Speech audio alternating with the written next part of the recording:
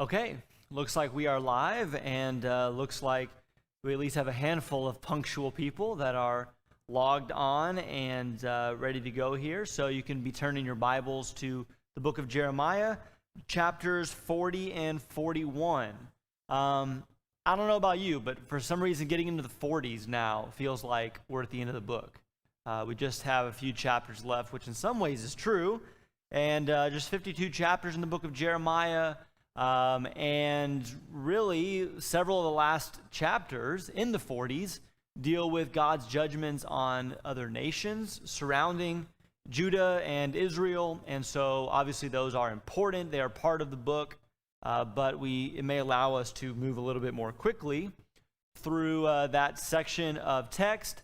And so, before too long, we will be done with Jeremiah. Do remember that, and I need to remember, be looking ahead, we are planning to cover Lamentations as well. Not only is that the next book in our Bibles, but those two books go together. Lamentations authored by Jeremiah, and so we will talk about Lamentations, which may be it's a book I've never taught before, maybe a book you've never studied before. So that should be exciting, but that'll finish off our summer of study of both Jeremiah and Lamentations. Do remember a couple things as more and more of us are getting on here tonight. One is that the handout is available. It is always available. Usually gets posted on Wednesdays, maybe by lunchtime, and also for Sunday by Saturday afternoon or so.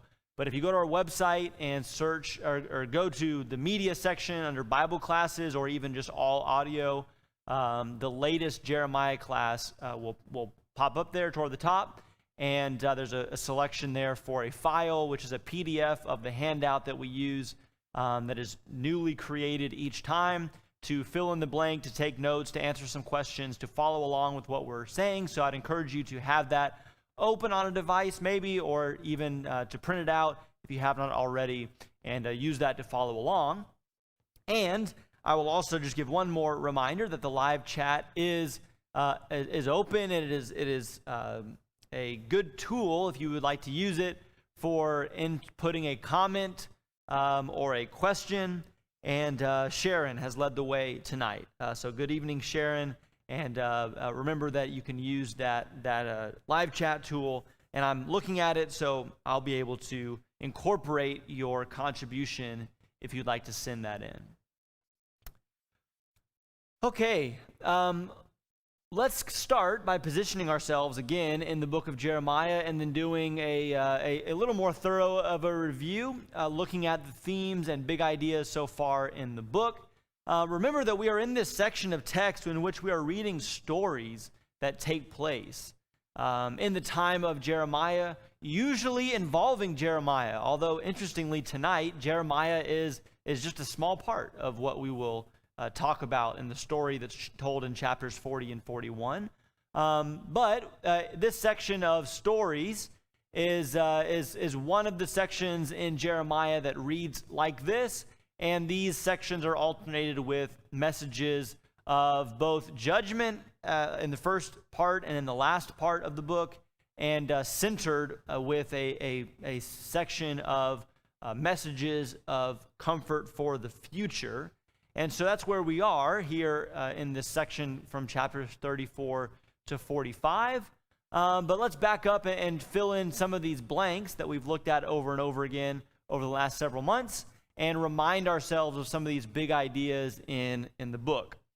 Okay, again, hopefully you're shouting these out at home, and maybe you've just even heard me repeat them ad nauseum since, March or April, that maybe these things are at least in your subconscious here. So in chapter 2, the people, God says, have forsaken me, the fountain of living waters, and hewed out for themselves cisterns, broken cisterns that hold no water. Okay, the message of the false prophets, though, is not that severe. Of course not. There's nothing wrong. Things are okay. And so chapter 6, verse 14, speaking of those false prophets, they have healed the wound of my people lightly or superficially, saying, peace, peace, when there is no peace. God sees a big problem, and it's going to need radical solutions. The false prophets say there's a small problem. Everything really is fine. If there's a problem at all, it's small and will go away shortly.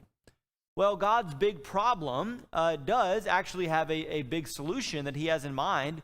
And so he says in chapter 6, verse 16, if you look for the ancient paths and walk in the good way, if you take this big change and make a huge course correction, then you will find the rest for your souls, of which the prophets are promising a cheap version of that. Okay, speaking of the big problem in Judah and Jerusalem, chapter 7, a prime example of that. Jeremiah stands in the temple and says, has this house which is called by my name become a den of robbers in your sight? And then in chapter 9, verse 24, the first of several verses that we have here that talk about where one puts their confidence. That den of robbers quote, interestingly, shows that the idea of confidence or security was misplaced among the people. They thought the building itself, they thought just the fact that they had a city where God had chosen to dwell and a house that he had dwelled in all these years, they could take confidence in that alone. But chapter 9 points out that their confidence was really in things like their wisdom, their might, their wealth, so on and so forth. But he says, let him who boasts really boast in this, that he understands and knows me, that I am the Lord who exercises steadfast love, justice, and righteousness. Knowing God, that's where there is security and confidence. Clearly, chapter 7, one example of that, trusting in a building, shows that they didn't really understand or know God, and they were trusting in themselves. And so, Jeremiah admits in chapter 10, verse 23, I know, O Lord, that a man's way is not in himself, nor is it in a man who walks to direct his steps. Okay, again, strong language about the inability of man to guide himself, and the crucial need for relying on God to lean on his understanding in the language of Proverbs. And then continuing that in chapter 17, so a few chapters later, blessed is the man who trusts in the Lord. So same idea as boasting in the Lord, trusting in the Lord, and if you do, you will be like a tree planted by the water. I think we can make a connection back to both the fountain of living waters in chapter 2 as well as chapter 6, those ancient paths where you will find rest for your souls. That's available. God's offering that if we will trust in him. And then the contrast, the other side of that is that, again, trusting in yourself, the human heart is more deceitful and is than all else and is desperately sick. Let me just stop right here to advertise a little bit. I think about this nearly every time we go over this verse here. We've been doing lessons about once a month on Sundays about a biblical worldview, how a Christian should use the Bible to see the world as a whole, and then how to then analyze and interact with various aspects of our life as well. And we need to understand that this is central to the Christian worldview, the biblical worldview, which is the admission that man is fallen. And to trust in man and in our own heart, especially things as maybe changing, ever-changing, transient as emotions or feelings, which may be at play in chapter 17 of Jeremiah, that's a recipe for disaster. And again, that's something that's very different than what the world's view is. Society's view has to do with trusting in yourself and following your heart and what you have determined is best for yourself. And these verses, among others, demonstrate the folly of that. And specifically this Sunday, we're going to talk about the biblical view of sex and sexuality. And maybe as much as or more than any of the topics we're going to cover, this principle is central to understanding the Jeremiah, I wanted to get this in here in our review when I created this because there are several instances of this, but this is maybe the most extreme case where Jeremiah is pleading with God and saying some pretty harsh things to God and saying on this instance, O Lord, you have deceived me, and I was deceived. Jeremiah is complaining, I think we might say, about his task as a prophet, how hard it is. He says, you have overcome me, and I have prevailed. You forced me into this, God, and you tricked me into being your prophet, and it's too hard. I don't know if I can do it anymore. And in fact, he says it right there. I'll just stop. I won't say anything else. But verse 9 of that same chapter, if I do that and try to not say anything, then the word becomes in me like a burning fire. And so he is obligated to speak God's word, even though it is difficult and is going to cost him dearly, as we have seen actually in these stories where he is so mistreated. Okay, trying to hurry up a little bit here, and I can already tell these are going to be out of whack, but you'll get the idea if you're following along. Chapter 23 is looking to the future. God says, I will raise up for David, in contrast to the terrible kings that are going on after Josiah in Judah. I will raise up for David a branch. He will reign as king and act wisely and do the two main qualities of a king in the Old Testament, justice and righteousness. Okay.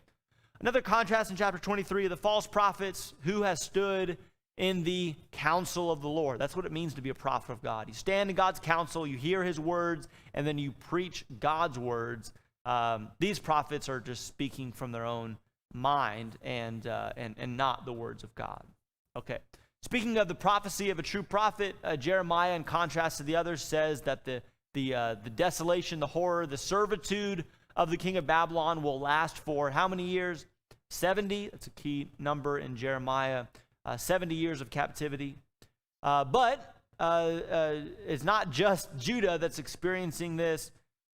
Jeremiah is told just a few verses later to take this cup of wine of wrath from my hand and cause all the nations where I send you to drink it. So everybody from Judah all the way through everybody else to Babylon is going to drink the cup of God's wrath. But of God's people, as opposed to those that reject God, he says in 29 verse 11, even though there is a cup of wrath to drink from, in the end, God says, I know the plans I have for you, plans for welfare and not for calamity, to give you a future and a hope. Okay, well, that transitions us then to the middle of the book where there are these hopeful passages. So in chapter 30, he will say, behold, days are coming when I will restore the fortunes of my people, Israel and Judah. In chapter 31, he'll say, behold, days are coming when I will make a new covenant with the house of Israel and Judah, not like the covenant I made with their fathers. And then another description of that new covenant, that everlasting covenant that's coming in the next chapter. He says, they shall be my people, and I will be their God, and I will give them, what kind of heart and way will he give them? Well, in this instance, he'll give them one heart and one way. There'll be the unity there because God is writing on their hearts and stamping his law, his character on their hearts, so on and so forth. Okay, and then in another messianic statement here, David shall never lack a man to sit on the throne, and the Levitical priests shall never lack a man before me. So I think, again, both of those are reference to Jesus, king and priest, as well as Christians reigning with him and serving as the priests of God, according to 1 Peter chapter 2. Okay, that was the hopeful section. Again, not as long as some of the other sections. But that brought us then to this historical interlude with these stories. So I showed you the beginnings of this on Sunday. I kind of like this. This is not quite fill in the blank as much as it is just, reminding ourselves what happened in each of these chapters, in each of these stories, these memorable stories, really. So in chapter 34, Zedekiah and the people make and break a covenant to do what? Release their slaves. And then, a minute and a half later, they take them all back again and go back on their covenant. Okay.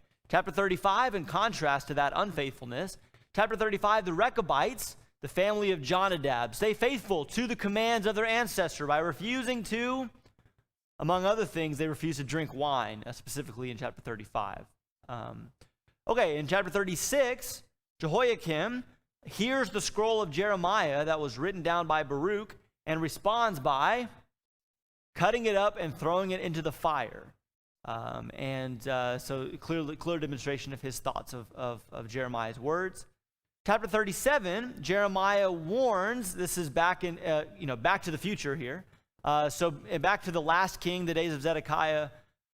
Jeremiah warns not to trust in the false hope that Babylon is drawn away by. So there's been a reprieve. Babylon has pulled off of Jerusalem for the moment, and that causes everyone to think, oh, maybe this is good, we're going to get out of this. What were they drawn away by? The Egyptian army. But Jeremiah says, don't trust in that. More to come on Egypt as we get into Sunday's lesson in the next couple chapters. But then two more from what we just covered in the last class. So in chapter 38, Jeremiah is thrown into a muddy cistern until he is rescued by at least you know it starts with a vowel, right? Rescued by an Ethiopian eunuch. Remember the original Ethiopian eunuch. And then in chapter 39, finally, we have this climactic moment where Jerusalem, after so much prediction and prophecy, Jerusalem is destroyed, burned down, and Zedekiah has his eyes put out, and also has his sons killed first. So that is the fate of Zedekiah before he is taken away into captivity. Okay, so 15 minutes. That wasn't bad here, and we're going to get into chapter 40. And Ms. Deb, hello to you as well. As you're saying you miss everybody, I think I can definitely sympathize with that, and just looking at this empty auditorium, ready to see everybody again when the time is right. So we miss you as well. Jeremiah chapter 40, and we're going to take this in smaller sections. Part of that is because, again, these are unfamiliar stories. There's quite a few things going on, unfamiliar characters, and so you can't really get on autopilot as much in these kinds of chapters as you might be able to if you're reading about, Moses or David or somebody. So we're going to get into chapter 40 and read a few verses at a time. But to position ourselves here, you'll know if you've been following along, you'll notice it's a little bit different. Usually I would circle the king that's reigning during the time that we're reading, but we are post-kings here. Remember, chapter 39, Zedekiah was dethroned, taken away into captivity, and is no longer ruling in Jerusalem. Jerusalem has been destroyed. So we are after that. This is like a postscript to the history of the kings of Judah. And so that is what we're going to be reading about. And in particular, this first section of Jeremiah 40 gives us more detail about what we read briefly in chapter 39, which is the fate of Jeremiah. What happens to Jeremiah when Babylon comes and destroys Jerusalem and takes everybody captive? And we read in chapter 39 that he was going to be spared. Nebuchadnezzar had decided that apparently, but we see the details of that work out here. In chapter 40, Jeremiah, let's read 1-6.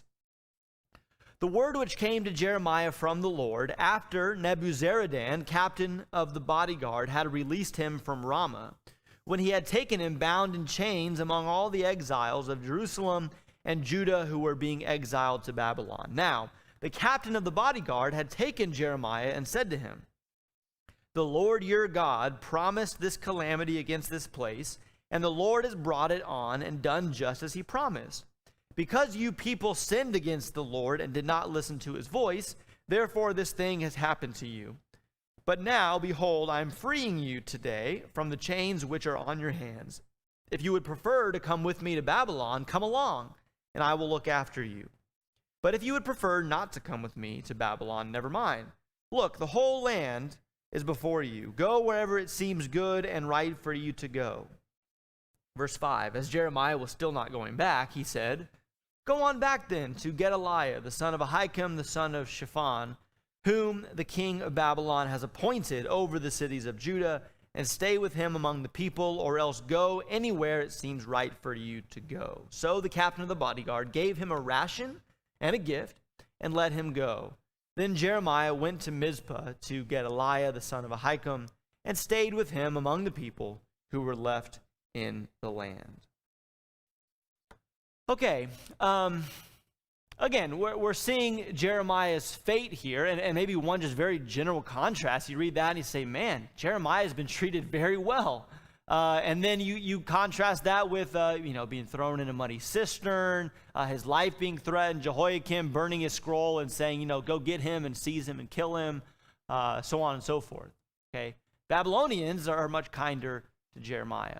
Maybe that is purely selfish and nationalistic, and they see Jeremiah as being, quote-unquote, pro-Babylonian, because Jeremiah's message was always to say that Babylon would conquer Jerusalem.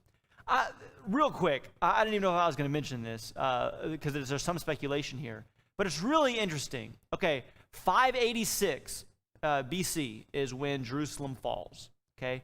20 years before that, 605, is when Nebuchadnezzar begins his reign and takes those first few captives to Babylon, including Daniel and also, the 3 Hebrew youths. But Daniel in particular, we know, very quickly rises up to the level of an official and an advisor of the king, Nebuchadnezzar. And in fact, it's really just, Daniel says it's the second year of Nebuchadnezzar, so 604, that he interprets the dream and is given all that praise and honor by Nebuchadnezzar for interpreting the dream of the statue. So Daniel, the man of God, the prophet, has been an advisor in some role and an official in the Babylonian court to Nebuchadnezzar for 18, 19 years. And does that have anything to do with why Jeremiah is maybe specifically sought out and treated well and spared in all of this? Again, it's speculatory, of course, but it is interesting to think about how all these prophets line up and interact. Okay, there's some discussion about how this reading here fits with chapter 39, because chapter 39 just said, Nebuchadnezzar said, hey, let Jeremiah, go free. Here it says he was actually taken with the captives until at some point he was freed. And so again, this could just be more details given, and we learned the whole timeline. Some have suggested that maybe he was freed initially and then kind of mistakenly put in with all the other captives, and then had to be, someone had to come back and say, no, Jeremiah, go free. But that's neither here nor there, really. What's interesting is Nebuzaradan, the Babylonian official here, what he says to Jeremiah. I hope you noticed that.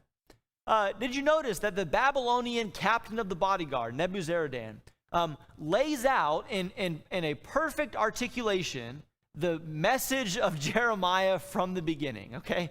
He says, I get it, Jeremiah. You guys are suffering this calamity because you sinned against God. You didn't listen to him, and so now he's punishing you for your sins. It's like, we've talked about this before. This is like the basic biblical arithmetic about why things happen. And Jeremiah's own people, couldn't get this through their heads. Now, is the Babylonian captain saying he really believes in this one God who is solely controlling the events of history? Probably not. But at least on an intellectual level, it shows that Jeremiah's message was not hard to understand, and that this non-Israelite got it. He understood what was going on. And we should note that even in paganism, even in a polytheistic culture, people did see the gods as acting and doing certain things for the people who worshiped them, okay? So it would not be necessarily a surprise for someone like a Babylonian, even if he's a polytheist, to say, oh yeah, your God Jehovah, he's doing all this and this to give you guys over because you abandoned him, okay?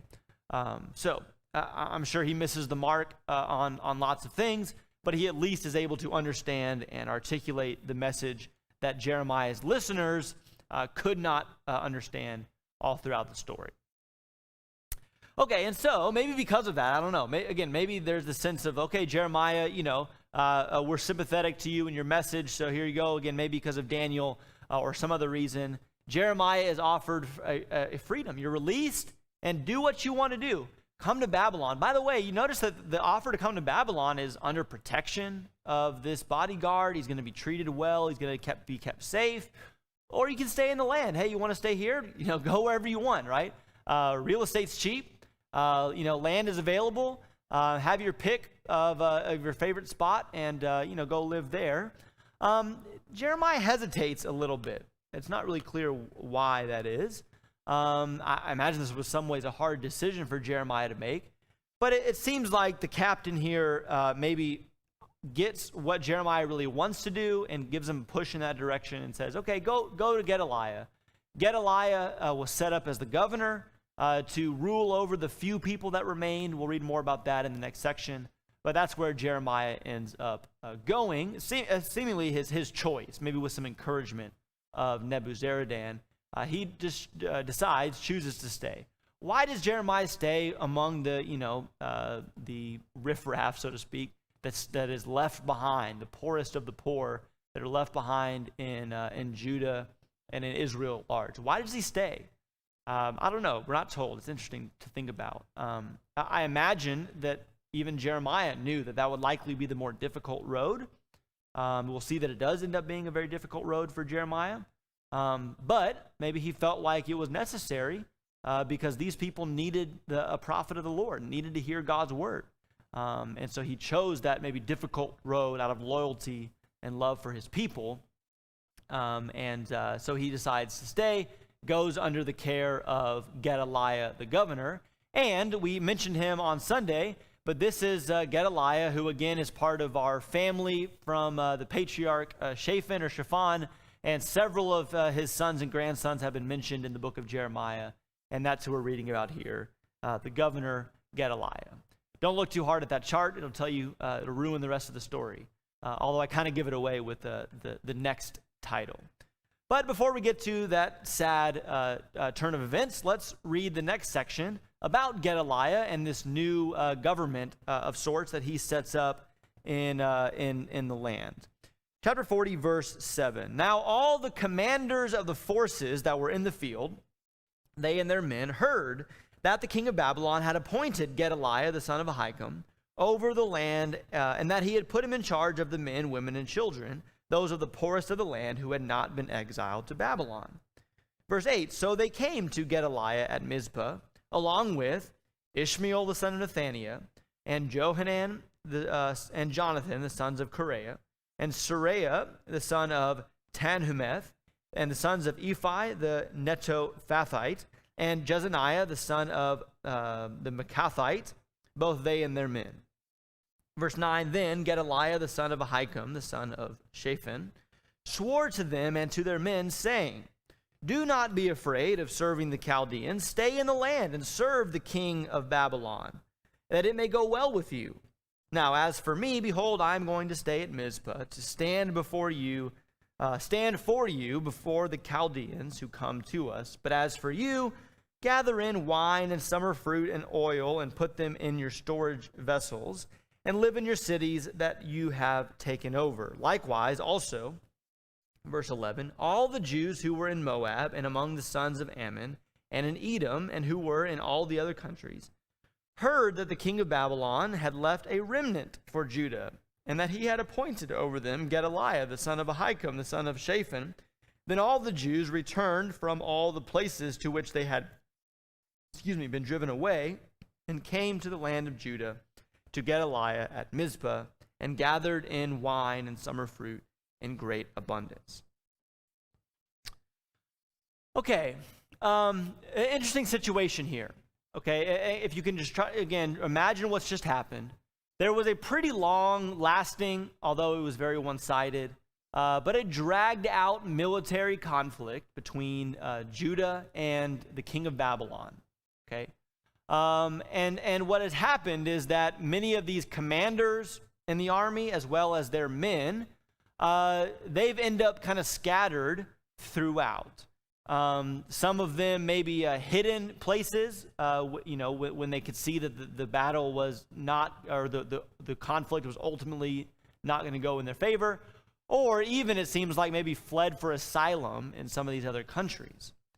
But now, these commanders and these men who had been fighting in the battle, the war, they hear that Babylon's gone home for the most part.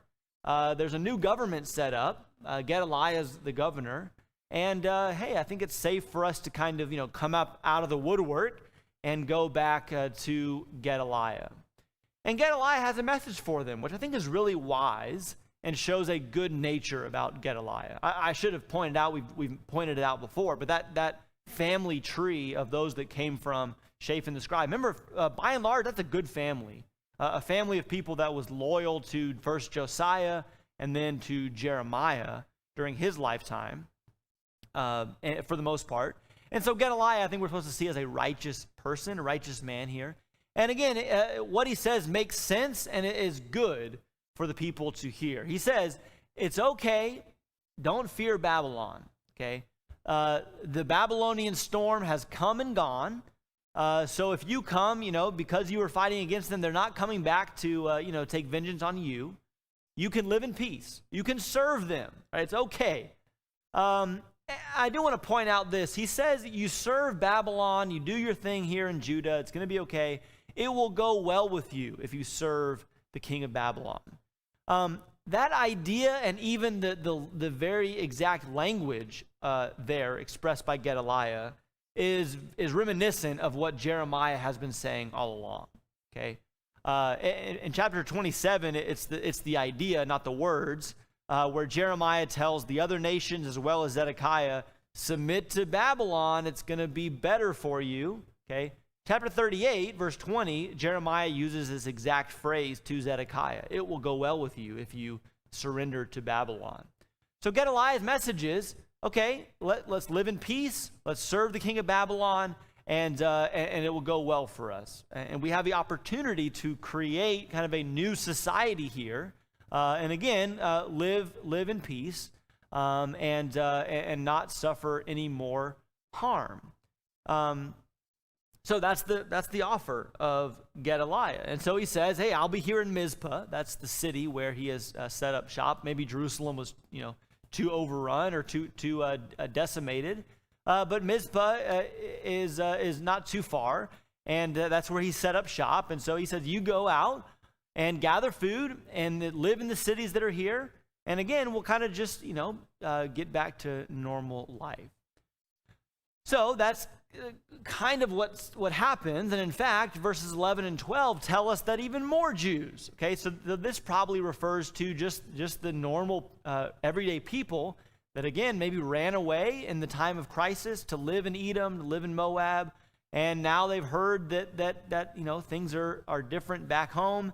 And so they're coming back to live under Gedaliah. And Gedaliah is kind of, again, this kind of new society here where Gedaliah is the governor. They're submitting to Babylon. They're fine with that. And they'll just, live in these cities and maybe even enjoy the harvest that could not have been enjoyed by those that got taken captive. So all these fields are left unattended, and there's, all this food to be harvested. And so they bring in quite a lot. All right. Unfortunately, this kind of nice, warming picture doesn't last very long. To me, this is maybe one of the saddest things in the book of Jeremiah, because there seems to be such an opportunity for a redeeming, something redeeming to take place under Gedaliah, and yet, again, I've given it away, but let's read chapter 40, verse 13, all the way through chapter 41, verse 3. Now, Johanan, the son of Kareah, and all the commanders of the forces that were in the field came to Gedaliah at Mizpah and said to him, are you well aware that Baalis, the king of the sons of Ammon, has sent Ishmael, the son of Nethaniah, to take your life? But Gedaliah, the son of Ahikam, did not believe them.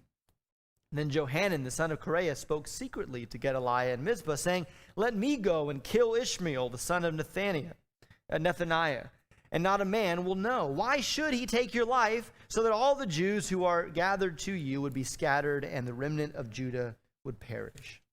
But Gedaliah, the son of Ahikam, said to Johanan, the son of Kareah, do not do this thing, for you are telling a lie about Ishmael. Chapter 41. In the 7th month, Ishmael, the son of Nethaniah, the son of Elishama, of the royal family, and one of the chief officers of the king, along with 10 men, came to Mizpah to Gedaliah, the son of Ahikam. While they were eating bread together there in Mizpah, Ishmael, son of Nethaniah, and the 10 men who were with him arose and struck down Gedaliah, the son of Ahikam, the son of Shaphan, with the sword, and put to death the one whom the king of Babylon had appointed over the land.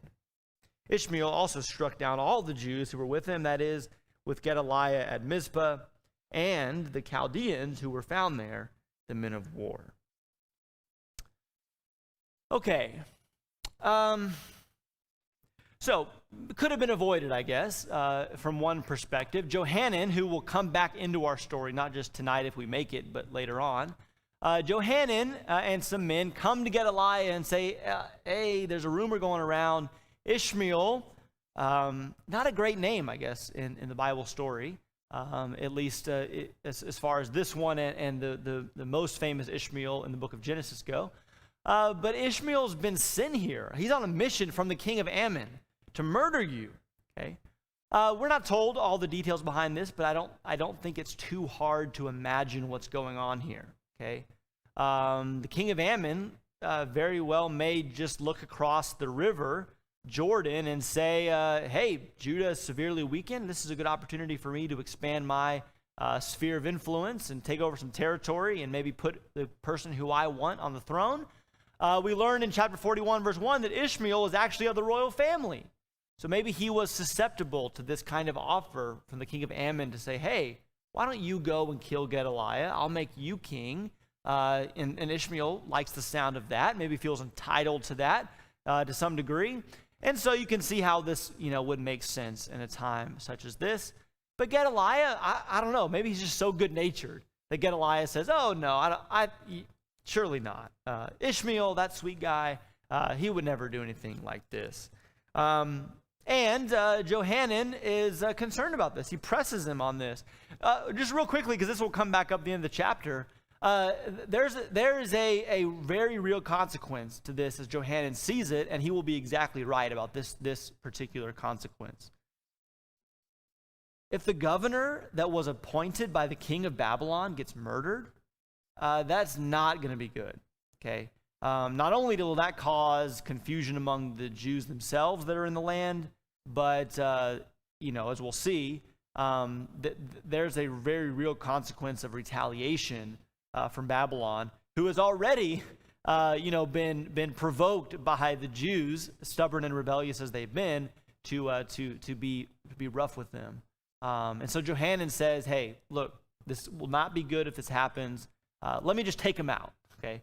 And Gedaliah says, no, you're making this up. Don't touch Ishmael. Well, sure enough, they were right after all.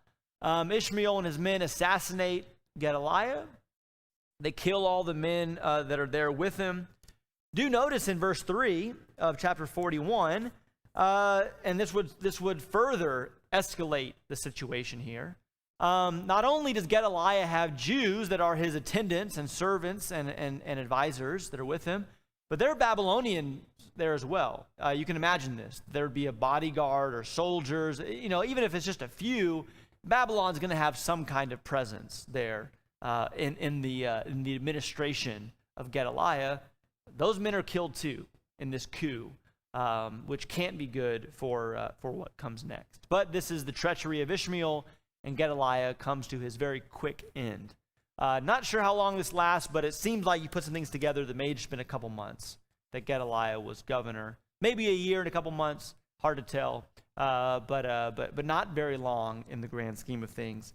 And Ishmael has taken him out. Okay, we may not have a chance to finish the rest of the chapter, but we'll keep going here into the fourth section. On your handout, chapter 41, verse 4 to 10, and keep reading of Ishmael and his deeds.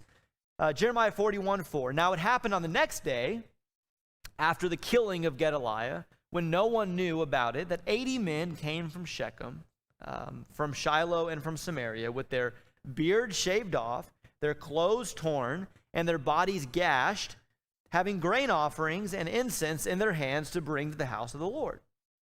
Then Ishmael, the son of Nethaniah, went out from Mizpah to meet them, weeping as he went. And as he met them, he said to them, come to Gedaliah, son of Ahikam. Yet, verse 7, it turned out that as soon as they came inside the city, Ishmael, the son of Nethaniah, and the men who were with him slaughtered them and cast them into a cistern. But 10 men who were found among them said to Ishmael, do not put us to death, for we have stores of wheat, barley, oil, and honey hidden in the field. So he refrained and did not put them to death along with their companions. Verse 9, now as for the cistern where Ishmael had cast all the corpses of the men whom he had struck down because of Gedaliah, It was the one that King Asa had made on account of Baasha, king of Israel. Ishmael, the son of Nethaniah, filled it with the slain. Then Ishmael took captive all the remnant of the people who were in Mizpah, the king's daughters, and all the people who were left in Mizpah, whom Nebuzaradan, the captain of the bodyguard, had put under the charge of Gedaliah, the son of Ahikam. Thus Ishmael, the son of Nethaniah, took them captive and proceeded to cross over to the sons of Ammon. Okay, it only gets worse here. We read that after the assassination of Gedaliah, it happened that the next day, 80 men are passing through Mizpah. It's an interesting scene here. This crew is passing through Mizpah. It is clear that they are in mourning. Their beards are shaven. Their clothes are torn. They've even gashed themselves. It's likely that they are mourning because of the news that the temple has been destroyed. Okay. Now, what's weird is, with that makes sense. Obviously, it says they didn't know about Gedaliah being killed, so even if they were going to mourn about that, they didn't know that it happened. So this is probably just for the larger situation of the destruction of Jerusalem that they are mourning. But it says that they're going to Jerusalem, or it says they're going to the house of the Lord, and they're carrying stuff for sacrifices. Okay. So did they know that the temple had been destroyed? Surely they would have if that's what they are mourning. But it is likely that what had happened was that maybe an altar had been set up at the spot of the temple, and so that people could come and continue to make sacrifices, even though the structure itself had been torn down. Okay, but this is the crew. Maybe we would say these are righteous people. They're going up to Jerusalem to worship. Although some have noted that the fact that they gashed themselves in a sign of mourning, that's clearly a violation of the law. That's more a pagan practice, a la the Baal worshipers on Mount Carmel cutting themselves with lances in 1 Kings 18. Maybe these are, I'm going too far with this. It says they came from Samaria as well as some other places. And remember, we're already past the point in history where the kind of half-breed of Samaritans has been created with the remnants of those who were taken from the northern kingdom of Israel that kind of mixed in with the transplants from other pagan nations, and they've kind of maybe already started to form this kind of hybrid religion that will solidify itself as the Samaritan race and religion, by the time of Jesus. So maybe these are some of those folks. Okay. Too much time on that. Ishmael sees as, it's hard to know what's going on. I mean, we would never say that we obviously would never justify any killing, but you could at least say that the killing of Gedaliah, you can understand the rationale behind that because he's wanting to take over. Maybe this is just, covering its tracks here. Ishmael thinks, travelers might find out what's happened. But really this just seems like ruthlessness and evil and malice, and just a dark heart here on the part of Ishmael. He acts like he's going to take these people in and treat them well. He slaughters them. He throws their bodies into a cistern, and then he's off. This is what's interesting. Clearly, and this would be different than what I speculated earlier. Ishmael doesn't necessarily seem to want to stick around and be king himself. Maybe that's later on in the plan. But for now, he's got to get out. And so he, after murdering these not quite 80, because remember 10 of them, it says in verse 8, stay alive by saying, hey, we have food. Okay, we'll keep you alive. But those 70 travelers are killed. Their bodies are dumped in a cistern there in Mizpah. And then Ishmael and his cronies hold hostage the rest of the Jews, women and children and all, there in Mizpah, and are now kind of leading them as captives away into Ammon. And what we'll do is we'll just pick up there on Sunday, and that will kind of transition nicely into chapter 42. But just notice the state of affairs here. Okay, I entitled this lesson "Further Self-Destruction." Okay, it's like you thought things couldn't get any worse. And after the final judgment of the destruction of Jerusalem and the final people taken captive, you thought, okay, now it's over. And there's even an opportunity to breathe and to say, Gedaliah is a good man. He is making a conciliatory offer to the Jews that are there to say, let's live in peace and serve Babylon. And yet evil still prevails. And because of the murder of Gedaliah, we have 70 other innocent people slaughtered. We have hostages taken. And obviously there's fear of Babylonian retaliation. And so this just keeps spiraling worse and worse. And because I have 30 seconds here, the mention in verse 9, randomly, as the kids say these days, the random mention that this cistern that he buried these bodies in was originally dug out by Asa after his conflict with Baasha, reminds us of a time in Israel's history at the beginning of the divided kingdom where there were coups and killing of kings, fratricide, north against south civil war, and maybe that reference is there to connect us back to that similarly dysfunctional time in Israel's history. But it's hard to imagine things being any worse than they are right here in chapter 41. But that's where we'll pick up, with hostages being taken by Ishmael to Ammon, and we'll find out what happens to them and what transpires after that on Sunday, when hopefully maybe we'll get into not just 42, but maybe 43 as well. Thanks again for joining us. Remember, weekend events, I guess, this week we just have the men's call Saturday morning on Zoom, and then for worship, as always, Sunday morning at 9:30 with our class to follow.